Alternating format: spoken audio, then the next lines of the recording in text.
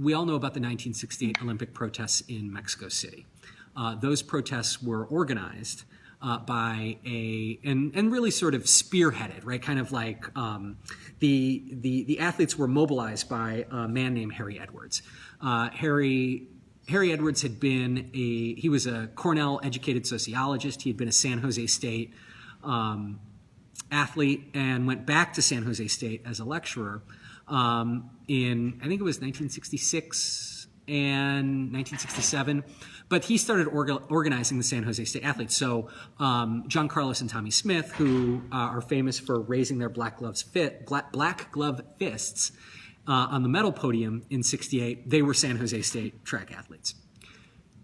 That movement began with with really an attempt at an international black boycott of the Olympics. Harry Edwards started something called the Olympic Committee for Human Rights, which then became a more formal organization called the Olympic Project for Human Rights. And the original goal of the Olympic Project for Human Rights was to get all of the black athletes all around the world to not go to the 1968 Olympics. Here's the problem. If you're an Olympic quality athlete, you have spent your life trying to get to the Olympics. Right?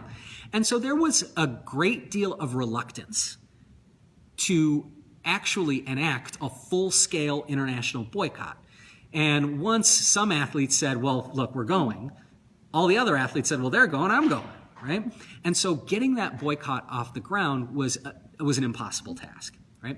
The reason I bring that up and the reason I want to make that comparison is because for the vast majority of the athletes on both the New England Patriots and the Philadelphia Eagles, playing in the Super Bowl is something that they have been trying to do their entire lives. Now, I'm not saying that they lack a political consciousness or that they're somehow cowardly or they're willing to let the moment get the best of their political consciousness.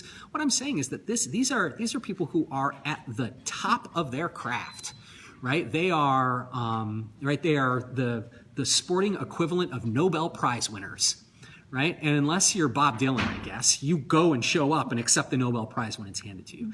And so I certainly don't fault athletes who refuse to demonstrate at the Super Bowl, and I kind of doubt it'll happen. And I think the reason that I think it's not going to happen is not for the wrong reasons, but kind of for the right reasons.